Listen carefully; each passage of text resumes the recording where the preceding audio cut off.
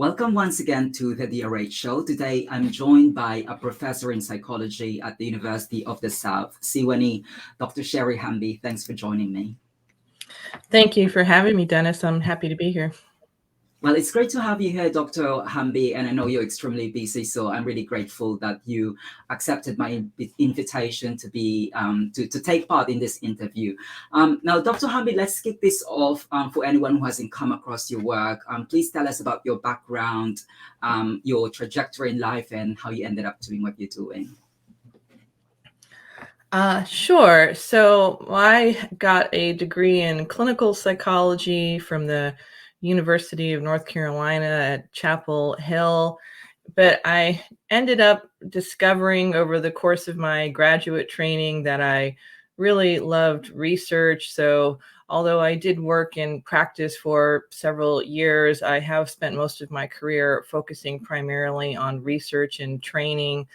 And after many years of focusing primarily on victimization and trauma, really from the kind of 20th century traditional deficit-based lens of looking at prevalence rates and risk factors and negative consequences, I started to realize, some from talking with clients, some from talking with people in my community, and some even just from looking at my own life trajectory, as you say, that was really leaving a lot of the story out, and that people didn't necessarily want to be defined as victims or seen through that lens of depression and anxiety, and just through the consequences of the adversities they've experienced. And they really wanted to focus more on stories of overcoming their trauma and how they had, in many cases, managed to thrive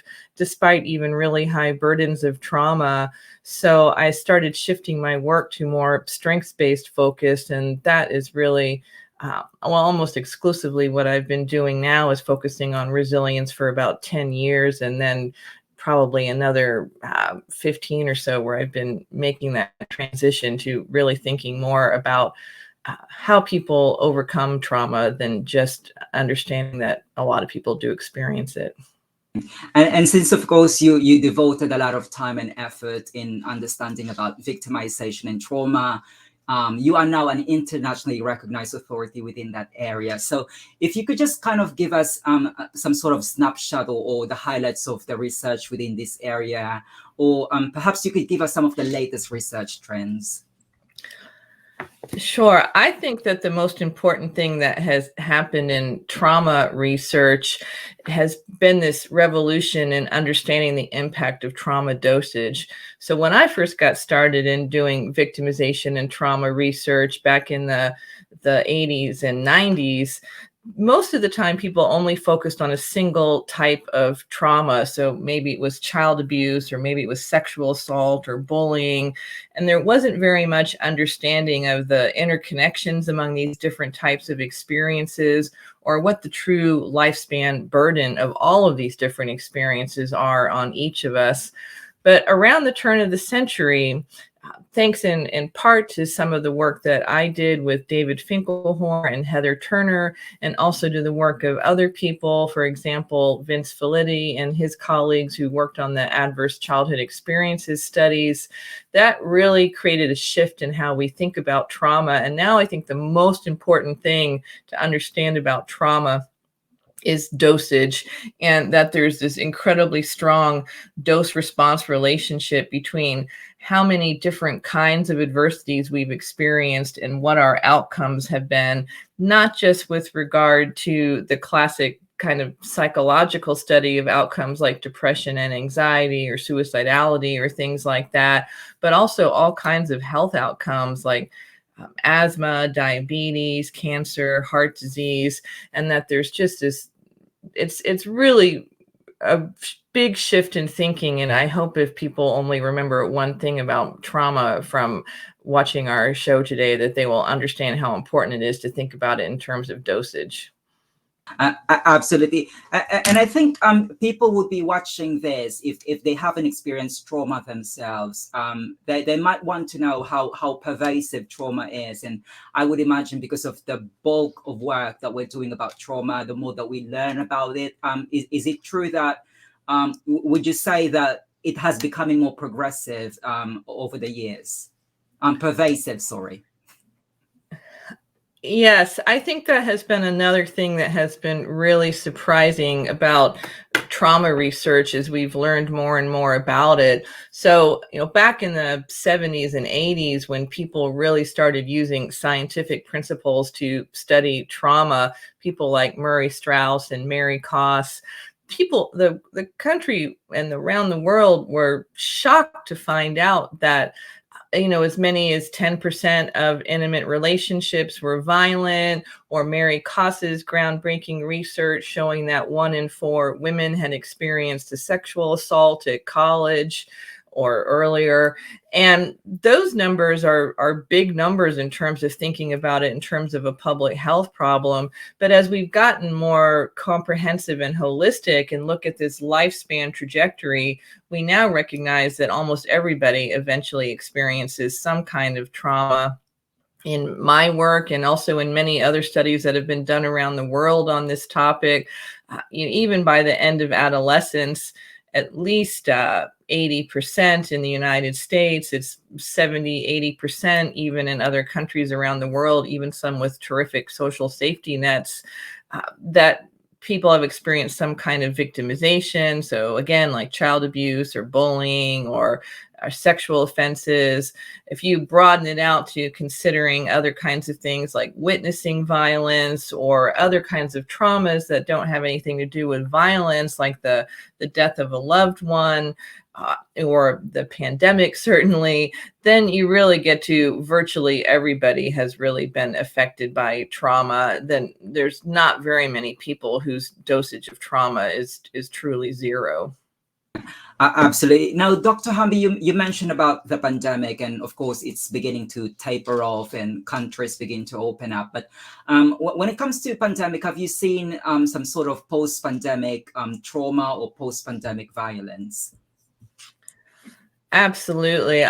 The mental health burden of the pandemic would really be almost impossible to overstate. It's just been this global phenomenon where we are all experiencing. I mean, probably anyone listening can remember those early days of the pandemic, just the fear and the anxiety and the uncertainty, you remember when we were afraid to bring our mail into the house, or when we were like leaving our groceries in our car for hours because we didn't understand the mechanisms of transmission and there weren't very many treatments. And, that is the kind of thing that are like classic symptoms of trauma, is just to have this heightened stress response to everything that is around you. And so it has really added to virtually everyone's trauma dosage, and especially for people who were either sick themselves or who lost a loved one, and then also many of the people who were really heavily involved in it. So healthcare providers or first responders of all type would have had especially high burdens, but definitely it has added to that, and we're still seeing the ramifications. I mean, the only thing that here at my university that any of the professors can talk about is how much greater the mental health problems here are on this campus, and how many people are still really struggling with anxiety and other types of mental health problems, and how many people are really struggling to get back into that 2018, 2019 frame of mind. And just this morning, I was talking with a couple of my colleagues. I mean, I think that it happens on the other direction too, that even more professors have been affected by it. And I know a number of students are really struggling with getting their professors to be as responsive and organized as they used to. So I think it will probably be a while yet before we all have really had a chance to fully recover. And of course, with always the threat of new variants on the horizon, that we're still adjusting to this new normal. Absolutely. Dr. Hamby, you wrote the book, The Web of Violence. So I think it's also important that we talk about the different types of violence and how they relate to each other.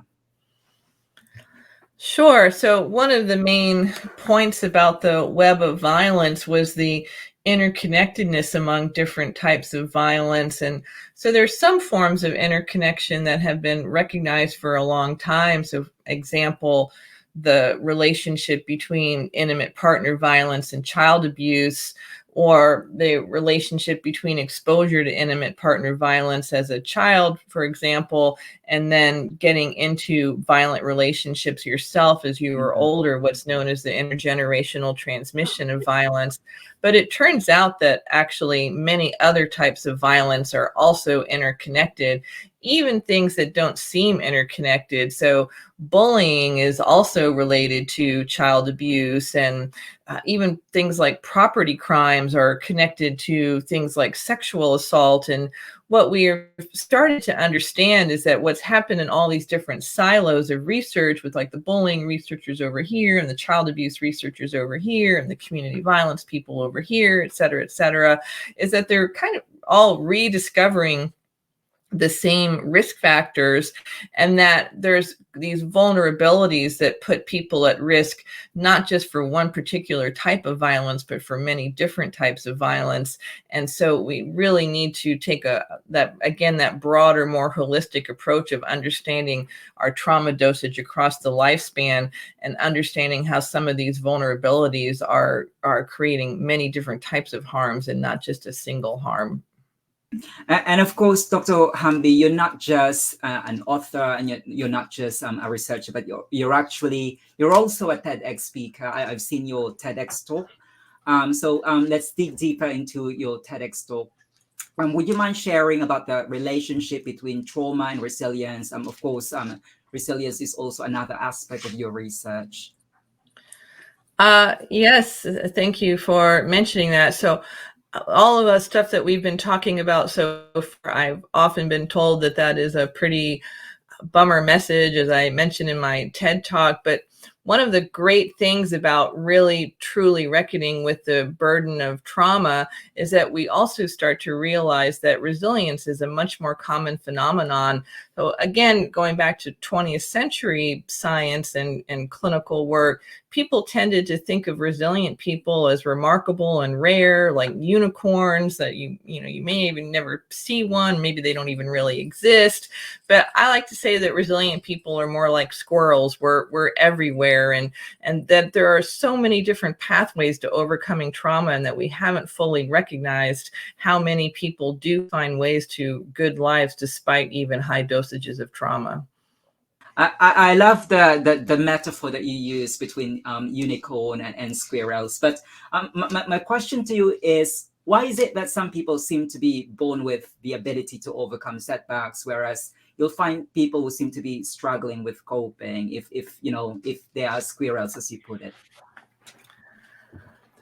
Yeah, that's a terrific and a really important question. I think in general, psychology focuses too much on resilience as an an individual process, or even a personality trait, or a genetic temperament, or something like that. I like to think of resilience as a process that involves the entire social ecology. And I think, although it hasn't really been taken up by the media or the general public yet, that that's the way more and more scientists and clinicians are thinking about resilience.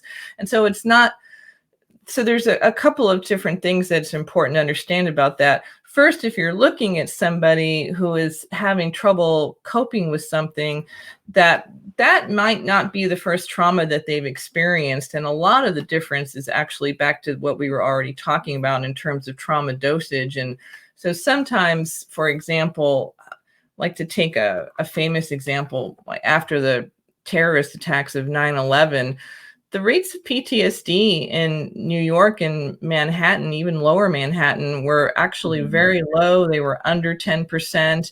And one of the biggest predictors in several studies, even more powerful than knowing somebody who was killed in the attack, for example, was how many traumas you'd previously experienced. And people are finding that's true about military service or lots of other things too, that we sometimes when we think about a trauma, we're only talking about the last one, but it's really important to understand that full dose. And then on the resilience side, it's not just a matter of people's personality traits, but it's a matter of all the different resources and all the help they can get from others, whether that's their family members or whether that's societal institutions like emergency rooms, first responders, good mental health clinics available in your community, and things like that make a difference about who is able to overcome and who isn't. Absolutely, but Dr. Hamby, as you put it, if you haven't have sufficient, for lack of better term, sufficient trauma dosage, or you haven't have prior experience of adversity or traumatic experience, which I would understand this would kind of inoculate you to future, adverse life events. But how can we develop resilience? Well, there are a number of things that you can do. That is a terrific question. So what you really have to do is think about it in terms of your resilience portfolios. And in my colleagues' work, we have focused on 3 areas where it's important to develop assets and resources. So there's meaning making, regulatory strengths, and interpersonal strengths. And so those are the rest of the social ecology. And there are a number of terrific interventions that help promote all of these things. So I would really recommend mindfulness.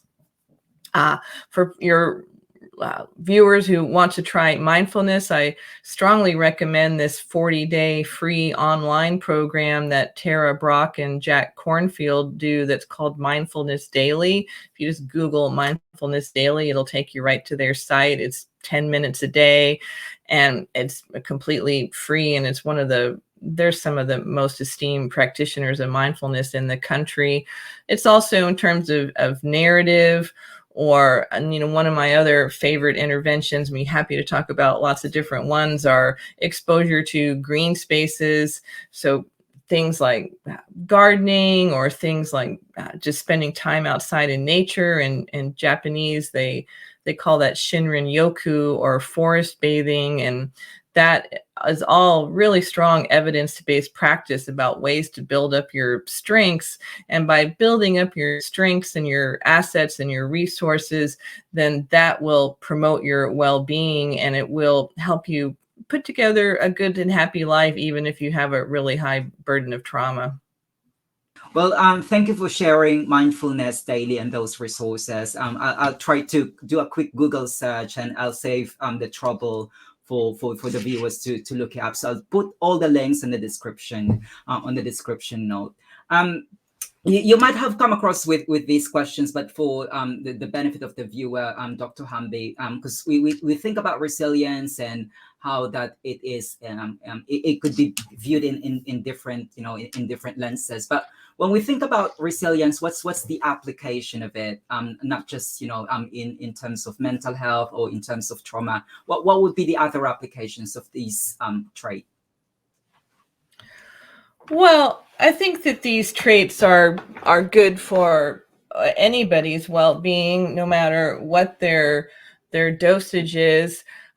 I guess what I would say is that one of the things that has surprised me, so as a clinician working in the area of trauma, a lot of times people focus on removing symptoms, and they'll focus on things that are really kind of more on the regulatory strengths end of establishing routines, or sometimes they'll do things like focus, if you're doing like cognitive behavioral therapy, do things like cognitive restructuring, which is trying to identify whether you have any biases in the way you're looking at things. For example, are you catastrophizing or using black and white thinking, and trying to get people to take more nuanced approaches to coping with problems. But I think that one of the things that is really underappreciated in a lot of that work is the role of meaning making, which is connecting to something larger than yourselves. And in our work, meaning making has come out over and over again as the trait that best explains who is resilient and who isn't. And of course, that's good for all of us. But meaning making involves things like committing to a mission or a role, or it includes religion and spirituality. So even while you and I are here today, Dennis, we're both working on our missions, right? Which is to, in my case, to try to reduce the burden of trauma. And for your case, I'm not sure how you would describe it, but you're certainly working on promoting mental health issues of all types on your show here. And that those kinds of things provide a motivation for us to keep going even when times are tough. And I think that we don't do enough to think about the insights of how we are coping with our own traumas and our own stressors when we're trying to help other people. But focusing on that meaning making piece is something that really cannot be overestimated in terms of how important it is. And it's important for motivating people to do all kinds of things, from recovery from addiction to pursuing accomplishments. And so that, I would say, is probably the thing that I would recommend focusing on the most. Absolutely. We actually have a shared interest when it comes to resilience. I just do it in a different way. Mine is more, interestingly, I sometimes struggle to explain what my PhD is about, but I'm trying to promote resilience through blogging and through content creation. So that's what I do. But I suppose what you're alluding to, Dr. Hamby, is that there's actually a dark side to resilience, that somehow in mainstream media we frame it different way, that it's really a super trait, a superhuman trait. But as you put it, it's more about not just showing that you're gritty, but it's somehow finding meaning on how you experience trauma and adversity. Is that right? Yeah, that's mostly right. I definitely think it is not good to think about it in terms of a personality trait. I mean, we could spend a lot of time talking about that, but just briefly, I mean, there's several things that I think would be immediately apparent wrong to anybody who thinks about that. Because if you focus on something like grit or some kind of emotional toughness, which is often what people mean when they say resilience is a personality trait, it doesn't make any sense that that's going to always work for you all the time. So I'll just use myself as an example. So when I do have a problem, trying to tough it out, it is often my go-to response for things. That's a comfortable space for me to be in, and that's how I cope with a lot of problems. And sometimes that works for me, but sometimes what you need to do to help you cope with the problem is to be more vulnerable and to know when you have to ask for help. And that is something that I have really had to work on for myself. I would probably say partly because I grew up in a home where both of my parents struggled with alcoholism and depression. And so I was probably put into parental roles too soon. And so I'm not very good about asking for help or expressing my vulnerability. But it's really important to have that flexibility in terms of coping strategies, and not always go with the exact same personality trait every time when you're confronting a situation. There's so many different situations and so many different ways we need to cope with it. And then, of course, the other thing about treating resilience as a personality trait is that it's so unfair to all of us who have ever helped anybody overcome a problem. I mean, I'm the mother of 2 children, and I have tried to help them on many times deal with any kinds of struggles or problems that they're having. Anybody who is a healthcare provider has tried to help people, but there's so many other roles too. If you're a teacher or a minister or a coach, I mean, there's so many different ways that people try to help others. And that's part of the resilience process too. And so when we focus only on the personality end of it, then we really miss all of that. And I would just like to say, to go back to what you're doing, like promoting resilience through blogging and content creation, I think that is a terrific terrific idea, and that so often we don't understand how important it is to make those resources more publicly available. And so what you're doing or one way you could think about what you're doing is that you're changing the social ecology, and that you're creating these resources that people can tap into. And so from the resilience portfolio approach, that would be a terrific example of working to build up resilience portfolio lots of people by focusing more on the social ecology instead of on individuals. And I'm actually glad that resilience experts such as yourself accept my invitation, so that we can actually put more, actual research work in mainstream media, which is more accessible to the public and also to younger generation. But of course, I have to mention this, Dr. Hamby, that I first came across your work through Resilience Con, which I attended last month. For the benefit of those who hasn't come across this resilience event, please tell us more about this annual event.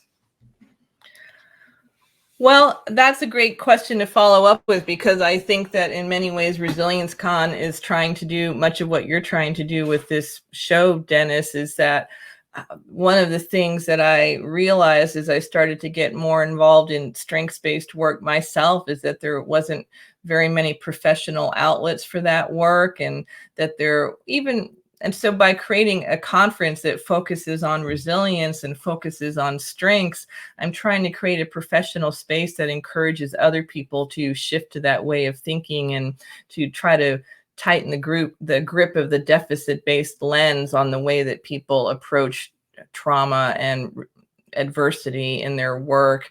And it has been a great experience. Like, one of the other features of Resilience Con is that we have tried to make it more interactive. So most of the sessions are interview based, and that's kind of our secret sauce of Resilience Con. And we like to try lots of different formats and lots of different ways of interacting, because one of the other things that I think is problem about conferences is that they really haven't changed since over a century, and that there's a lot of, we bring all these great, passionate people together, and then we create all of these one-way communication forums that's almost all sage on a stage with very little opportunity for interaction. So one of the other purposes of Resilience Con is, again, to work at that social ecological level and make it easier for like-minded researchers and scholars and practitioners and policymakers to find each other and have a chance to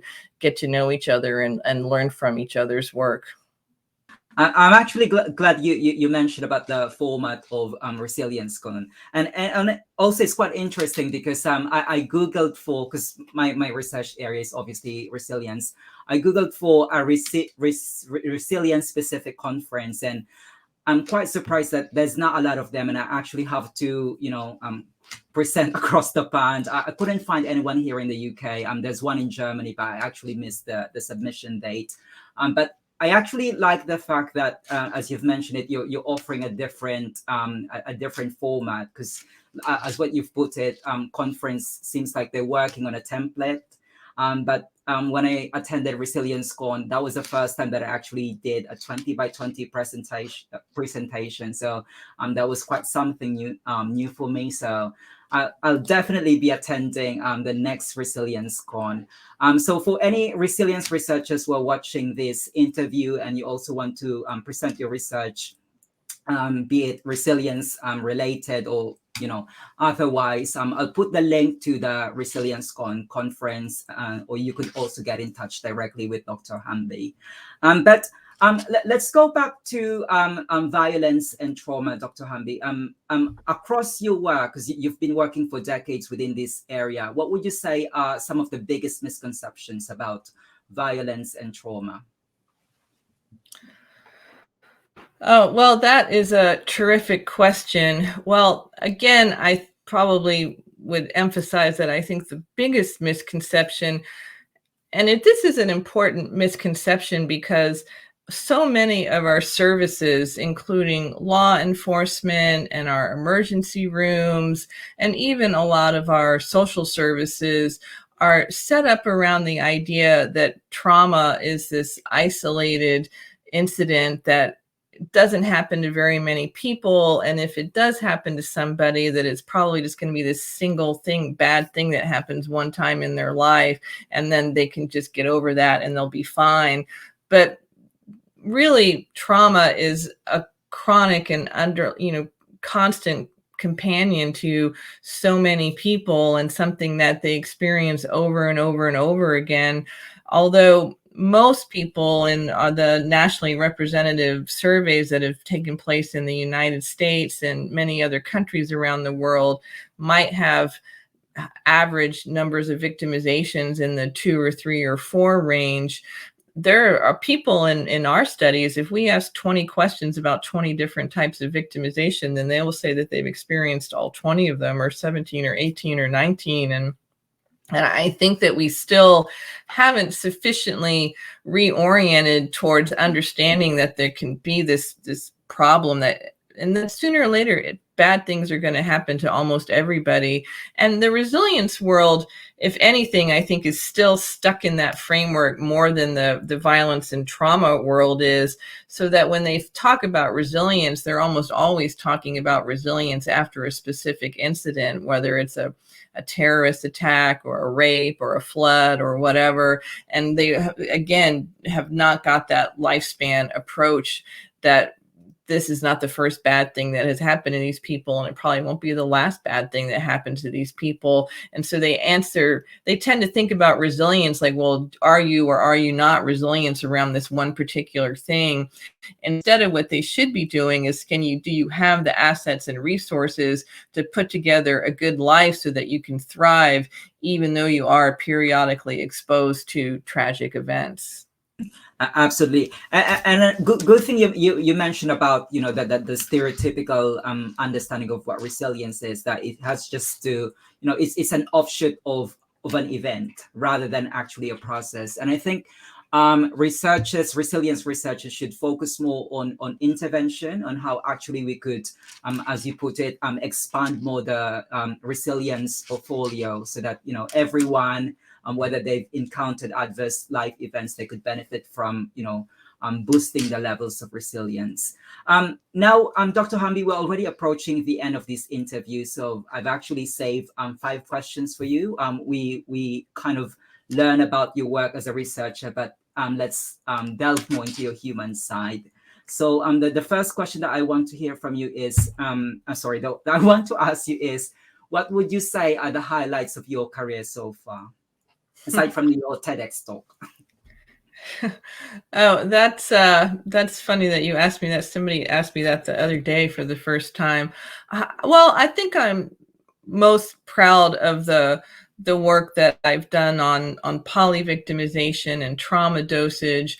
I think that has really shifted the way, I mean, not by myself, of course, with many other people, but that has really shifted the way that we've understood trauma, and especially the health impacts, the physical and psychological health impacts of trauma. And it's going to be key towards minimizing the burden long term, is to understand the importance of dosage. And then the resilience portfolios, I really understanding that the dosage matters on the strength side too, and that you can pile up good just in the same way that bad things can pile up, and that you can counter even high trauma dosages. If you're talking just about in terms of recognitions, I won the award from APA for outstanding contributions to trauma psychology a few years ago. I mean, that was certainly a highlight for me. In terms of things that I like to do the most, well, Resilience Con is probably the highlight of my year, in terms of it's just a really great and collegial experience. But probably just in my day-to-day life, what I really like doing most are focus groups and interviews and just getting out. And I think there's so much untapped wisdom out there about how people navigate challenges and how many people do manage to be resilient. And many of our most accomplished and famous people, if you take like Nelson Mandela or Lady Gaga. I mean, there's so many examples of just overcome incredible amounts of adversity. And it's just, it has really changed. It's given my career a second wind to get out there and start talking to people about all the ways that they've created solutions to these things and not just trying to document problems. Of course. And of course, Dr. Hamby, due to the nature of your work, you quite have a busy lifestyle, I would imagine. But what's your distressing outlet? Oh, well, I do certainly work on my resilience portfolios as much as anybody. And so I probably the number one thing I like to do just in terms of daily de-stressing is go on walks with my dog, and especially in the woods or in any natural environment. I also like to garden. I do that a lot for just getting some out, again, that exposure to natural space. It's just healing, and people are starting to understand that there are these chemicals that plants put off called phytoncides that may actually be boosting our immune systems. And there's been some research. Right now, it's really mostly with mice that they've done it, but they're trying to move towards human models that show that things like contact with the soil might even alleviate stress and depression. And certainly I have found that true in my own life. And so yeah, just getting outdoors whenever I can is probably like my main de-stressing thing. And I do try to practice mindfulness, but I'm a really crummy mindfulness practitioner. But the great thing about mindfulness and really most of the gardening and all the rest of it too is that unlike some of the things that we recommend people, like cognitive restructuring, for example, I mean, that can be kind of hard. And if you don't do it right, it won't really work. But the great things about mindfulness and spending time outdoors and stuff like that is that you don't have to be very good at it in order to get all the benefits from it. And so I have really come to enjoy that. And I will say that during the pandemic, one habit I picked up is British gardening shows. And so I've really become a big fan of Monty Don and Gardener's World and things like that. So when I can't get outside, I try to keep up with their British gardening shows. And let's talk about the F word, Dr. Hamby. If funding was not an issue, what would you spend it on? Oh, if funding was not an issue, I would do more of what you're doing here, Dennis. I really admire the work that you're doing. I think that not just in terms of funding, but also in terms of the incentives in the university system, that we don't spend enough time communicating with the general public. And although I used to be a journal editor, I do think that scientific articles and peer review are super important. But I'm trying to work on my next book, and I am trying to carve out space for that. If I had the money to do anything I could, like I said, I think I would just go out and interview as many people as I can who have managed to put together good lives, even though they've experienced really high burdens of trauma. Unfortunately, the way funding is set up, that a lot of times you have to cater to what the funding agency wants, and they're conservative and slow. And so if you look at the calls for research funding in the United States, most of them still tend to focus very much on deficits and, picking up the pieces instead of really focusing on strengths and resilience. And so that is a challenge funding wise. Now, earlier you mentioned some interesting people who's doing important works on violence and trauma, but is there a particular individual who was the greatest influence on your work?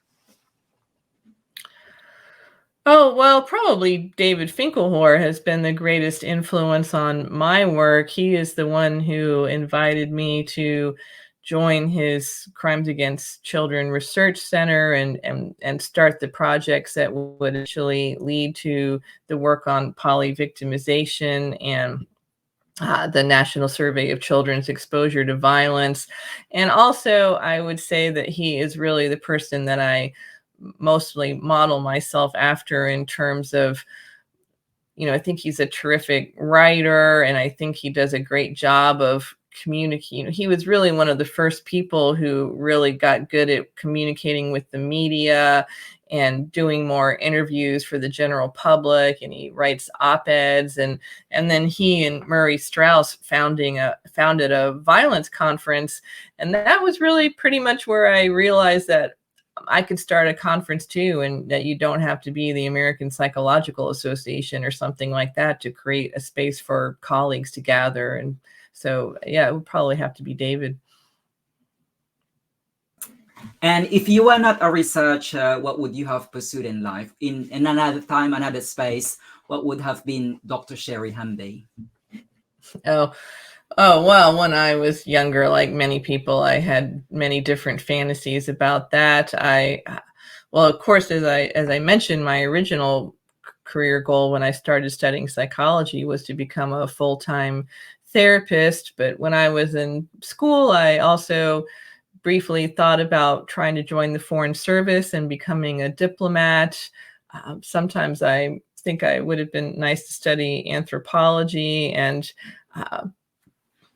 I also harbored some early ideas about going into forestry, and because I do love spending time in the woods, but I feel like that I am able to do a lot of the same kinds of roles and skills that all of those things have with the work that I'm doing now. And as one of my early advisors, Kelly Shaver, told me, he recognized it even before I recognized it myself, because at that time I still really thought I wanted to be a full-time therapist. And he's like, "You've got the mind and temperament of a researcher." And I'm like, "I don't care. I'm going to be a therapist." But he turned out to be right, and I turned out to be wrong, that I was much better suited for research and science, even though I do enjoy working with people in a therapeutic context too. Absolutely. And finally, Dr. Hamby, the floor is all yours. Tell us what else is in the pipeline. You mentioned something about your book earlier. Do remind us again. And if people wanted to reach out to you, what platforms can they get in touch with you at? Well, yeah, so I am working on a book on resilience portfolios, and for that will hopefully be for a more general audience. And I'm also trying to get out of my own comfort zone a little bit by sharing some of my own story in that, more than I usually do in most of my work. I'm trying to get more comfortable with that. And the other big project I'm going to be returning to was because a lot of the data collection got on hold during the pandemic, but Vicki Banyard and I are going to be trying to work on a resilience portfolio questionnaire, because that is the way to, I think, change the behavior of a lot of researchers and clinicians, is to give them a tool. So we're going to be giving them a tool that will hopefully help them focus more on meaning making and elements of the social ecology and some of the things that we're talking about. So that I'm excited about that, and excited to be working with Vicki again. And in terms of being able to reach me, well, you can find out about ResilienceCon just by Googling that, or going to resiliencecon.org. My website is lifepathsresearch.org, and those are probably the best ways. And then of course checking out the TEDx talk that you mentioned. I would love to people do that. That's called Trauma is Everywhere, but so is Resilience. Well, all of those links will be on the description notes, so do check them out. Dr. Sherry Hamby, it's a pleasure having you here on the DRH show. Dr. Sherry Hamby, the founder and chair of ResilienceCon. It's a pleasure talking to you and learning with you about resilience, violence, and trauma. I look forward to hearing more about your work. Well, thank you again so much for having me, Dennis. Those were terrific questions. I really appreciate the opportunity to be here, and I hope our paths cross again soon.